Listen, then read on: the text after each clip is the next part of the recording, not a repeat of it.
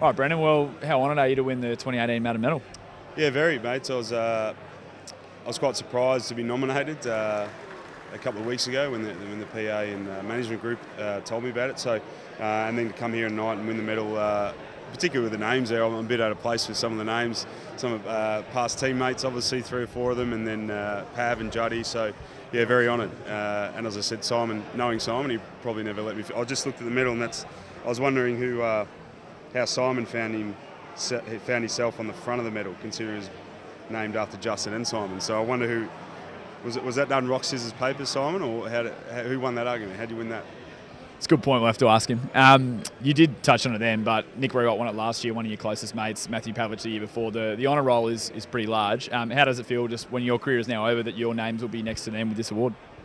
Yeah, well, it's I had a few games on those boys, so they got some pretty good resumes. When Spurry's a law clerk or working in a law firm, and I think I only played 130 games. So if he chalked up another 200, I'm sure he would have had me covered. And even Eric has got a pretty impressive resume off field as well. So I think I just pipped him through longevity. You said before you were pretty headstrong early on in your career, and then perhaps later on you realised the importance of off-field work. How important is that to players to be maximising themselves away from the game? Oh yeah, very much so. As I said, being younger, it's not first and foremost. And I was an early draft pick, obviously, and then coming straight out of school, and you're in a bit of a head spin early on, and all you're really concentrating on is trying to get a game and get fitter, and so you should really just focus on football, and that's fine. But then it does take a bit of time to get your head around, start focusing on life outside of football, and I did my knee when I was my fourth year in. So as tough as that was, I'll look back on it, and even a couple of years after, it was probably one of the best things to ever happen to me.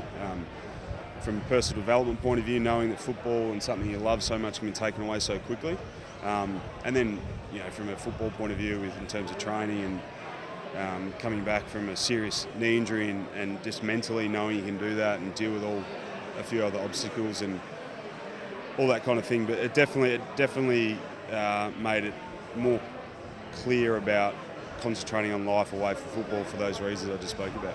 And you did some important work as well over the course of your career, and still are doing important work with Matty Rewalt's Vision and also the Purple Bombers. Talk us through how you became involved in that, and how passionate you are about those two causes. Yeah, so always been involved with things along the way, early age, and they're things you're exposed to. You're in a power position, so to speak, about influence others, some bad in some cases, but generally in a really good sense. So I think players should really utilise that, and people in those positions should in all industries. So that was one of the things we could do, is help out charities, and there was Sacred Heart Mission early days. There was the Ronald McDonald House I've been to a number of times.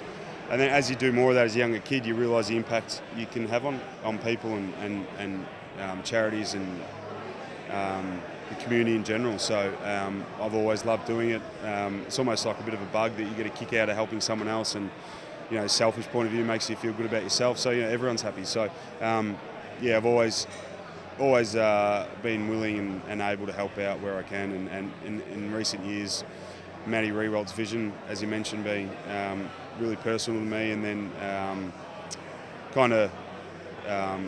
helping the LGBTIQ community really get a voice and help drive them and gain a voice in the community has been something I've been pretty proud of the last few years. And last one, what's next for you?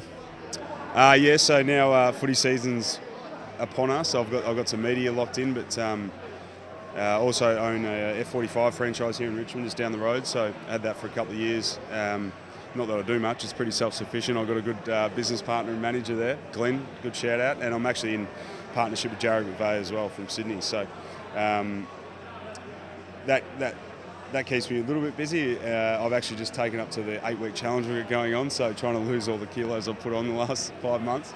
So there's that. And then I've had the luxury to take my time and kind of choose a number of different things I want to do, and something that I love is in the golf. So I've got a potential potentially something happening in the golf industry, which I'm pretty excited about, which I can't say too much at the minute.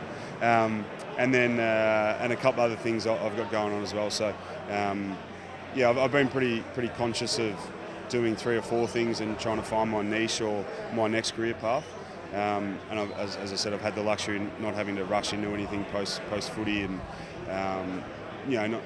I've seen a little where guys kind of do something because they feel they need to or have to. So I've had the luxury to just really sit back and enjoy time with the family, and then also, more importantly, choose my next move in my career.